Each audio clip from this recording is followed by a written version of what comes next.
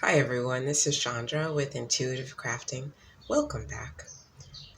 Today, I want to talk to you about carving out your own space. A space to, thrive creatively, to do your best work, to feel good about your surroundings. And the reason that I'm talking to you about this today is that, lately I've been evaluating my spaces. I have a couple of spaces where I work. And what I'm finding is that as my own operation expands, I am called on to be more organized than ever. And that means I've had to start making some changes to where I work in my environment and how I work. And I want to share a little bit about what I've been learning the past few weeks about what has made my own processes smoother, easier, and more fulfilling. So, the first one, it's a bit of a no brainer, but I'm going to talk about it anyway, is a well lit space. Now, because of my schedule, I end up doing um, a lot of my work in the evening. Some of it I get done during the day, but I'm usually working out during the day, and then as the day winds down, I'm prepping dinner and preparing dinner. Then I'm eating dinner with my husband. So after dinner is when the bulk of my work takes place, and I have a space, the large table, but the room itself, I'm realizing at times isn't as well lit as it needs to be. So that's something I have to work on. And, lighting makes a difference. I remember working on a piece of jewelry once, and it was, the room, the area was so dim, but I was really relaxed. I was happy with what I was working on. But the area was so dim that I had been using gold wire instead of silver wire, and gold chain instead of silver chain. And, I felt so silly, not even realizing that my lighting wasn't that good.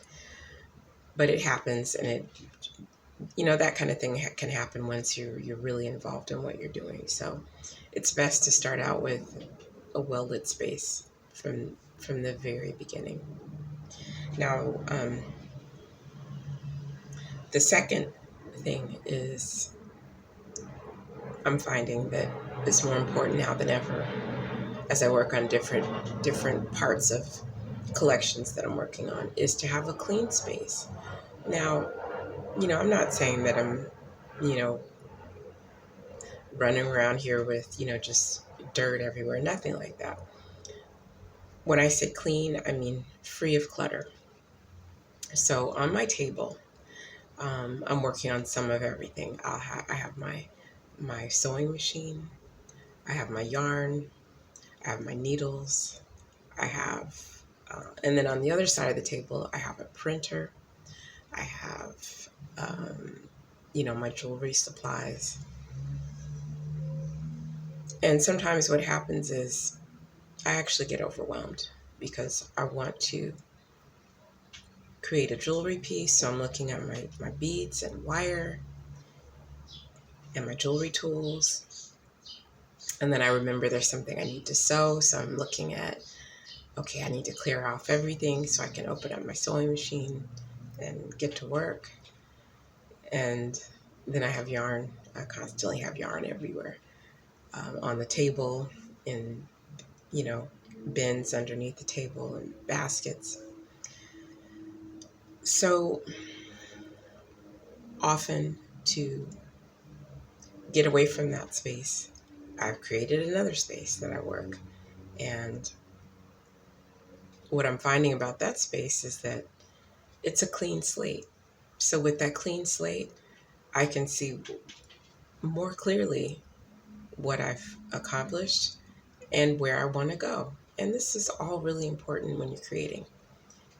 A beginning and an end, especially if you have orders to fill, are really important to be able to visualize, to see things come to fruition. It helps in terms of keeping you motivated. It helps in terms of keeping you from getting overwhelmed. And it also can open up your mind to other possibilities while you're working on one item or one design. So if you have a completely clean space, like a even like a table that's white, or if you can spread a white cloth or off-white cloth. I have a drop cloth that I use on the table.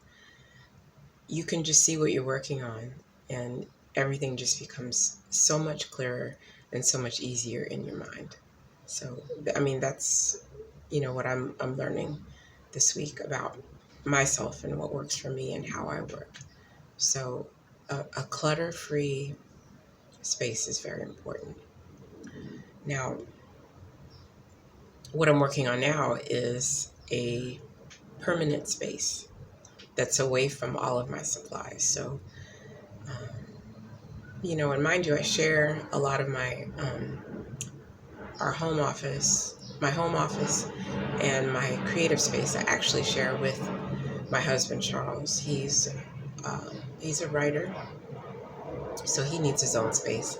But we tend to work together at the same time in slightly separate spaces. But I do share it, so that's something I have to keep in mind as well when I'm talking about carving out um, spaces. And a lot of you, if you work at home, you may find the same thing. You may have, children that are working on crafts, or, they have toys, whatever it is going on. So you may not always be able to carve out a space just for yourself, but that's okay, because you just have to get more creative. Start learning how to compartmentalize everything.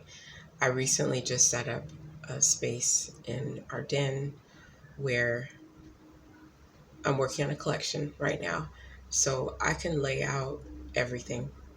And even if I'm not working on it, as I walk by, I can look at it and I can see, okay, I need to work on this portion of it. I need to finish that.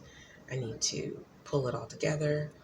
I need to make sure that, the colors all are coming together the way I want to. So if you have an opportunity, if you have a space to carve out a permanent space to leave your items exactly where you left them, say yesterday or last night or a few hours ago, so that when you get back to them, you don't have to worry about, reshuffling things or setting up um, something again, or pulling something out of a bag or a basket. If it's just right there, it's much easier to just pick up where you left off without, much ado.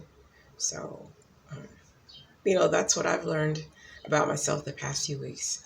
I'm probably busier than ever, but I'm also more productive than ever. And I'm expanding my operations, and that calls on me to be a lot more intentional about where I work, how I work, and how I influence even my own surroundings. So the three things: a well-lit space, very important. Invest in some good lighting. A clean space free of clutter, free of competing projects and competing supplies, and a permanent space where you can leave your own items exactly as you found them, pick up where you left off.